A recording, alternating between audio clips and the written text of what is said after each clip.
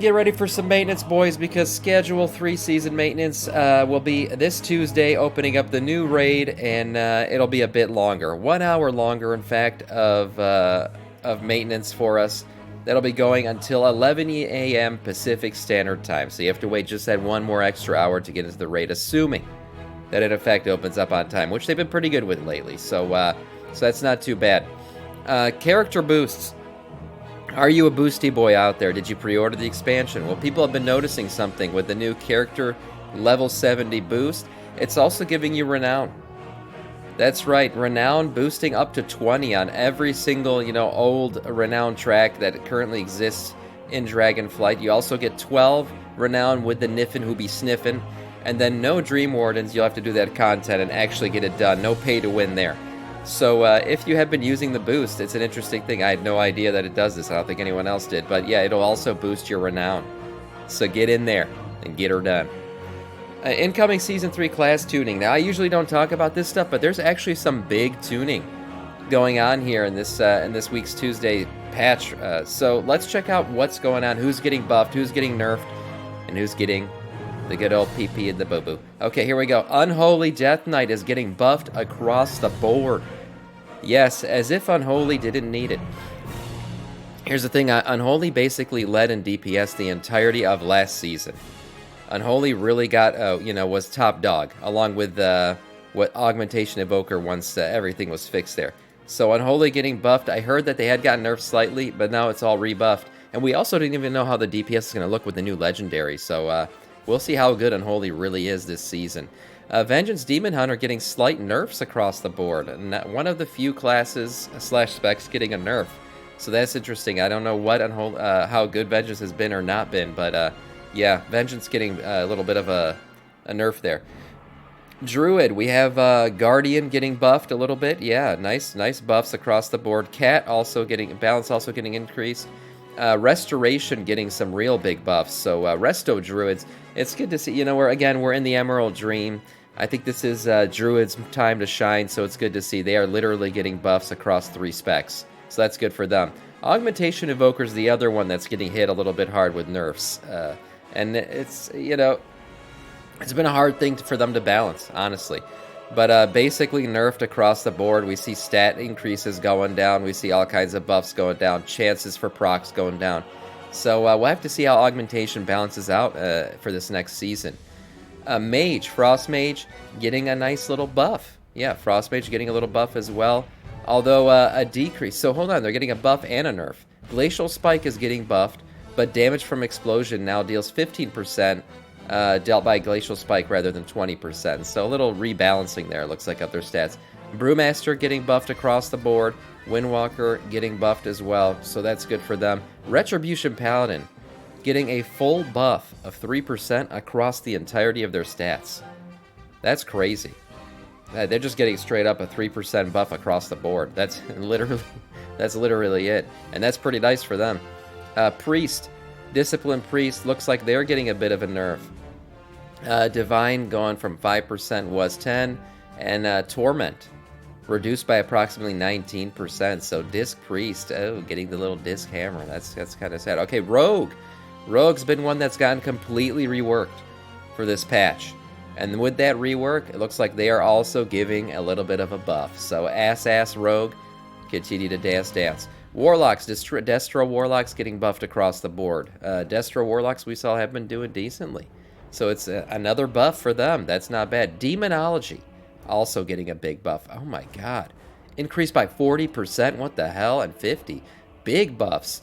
Doombrand single target increased by 50%. And then Doom Fiend single target increased by 40%. Huge buffs for Demonology Warlock. I don't know how good or bad Demonology's been lately, but that's a huge buff. Huge buff. That's it in terms of stats. I'll link this in the chat if you want to check out what your own class looks like. But interesting. Most classes are getting buffed. Some, not so much. Okay. Talking about these interviews. So, with the announcement of an expansion, the WoW team and devs go out there and do all their interviews. And with this interview with Bloomberg, there were some interesting things to be revealed from it. Most particularly, we're talking about the next 3 expansions, of course. That's what this interview was about. And they really wanted to get into the speed right, and how they're going to give us these expansions faster. What they've essentially done is divided the team into 3 teams. One team in specific is going to be doing the current expansion work, trying to give us new basically patches and stuff, and patching old stuff in a 8-week cadence. So giving us content faster and more often in the current patch or current expansion, whatever's live. The second team is working on World of Warcraft: The War Within, and the third team is working on Warcraft Midnight. That's essentially 3 teams working on 3 separate expansions at the same time. These are ambitious plans, and they plan to deliver the content at a faster cadence. Again, the 3 expansion plan that Blizzard laid out for us back at BlizzCon, they said that they want us to see the last expansion before 2030. Now, if we were going at regular times, every 2 years we get an expansion, that's how things have always been, we would see that by 2030 would be when we would finish this. But they want us to do it faster. They hope that this continues on forward, building out the 3 teams the way they have it, and continue to be able to work on future expansions. They said these aren't going to be the last expansions we get, but future expansions to be delivered at a faster cadence. That has been their plan all along, and that's what they want to continue to do.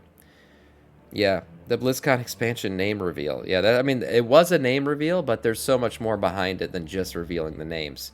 So we'll see if this plan of theirs works. I think they've hired a bunch of people, of course. Don't forget, they also absorbed a couple. You remember when they bought those 2 other little gaming companies? So now there's a team out in Boston. One of the teams is out in Boston doing all this work. Spellbreak Studio. That's right. Those were the ones they bought out in Boston. So we'll see if this works out for them. But they've laid out the groundwork to try to get this content out faster. Going forward, they also had an interview with Digital Trends. And this revealed kind of where they got some of their inspiration from, and also revealed something that we've all been thinking about this World Soul Saga that I'll get to in a short second.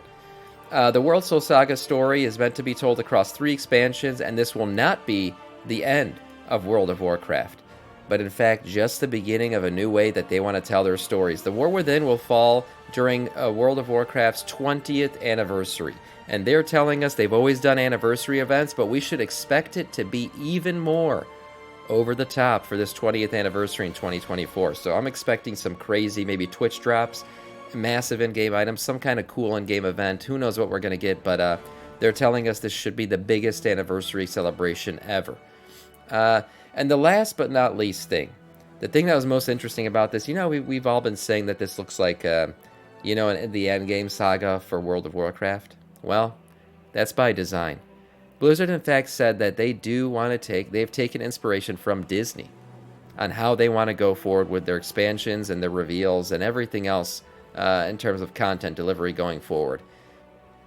In the interview, Blizzard said, "What I tell my team is we are the caretakers of the universe. If we've done our jobs right, we're handing it off to the next generation of developers, and they can carry it forward. I look at Disney as a model for us.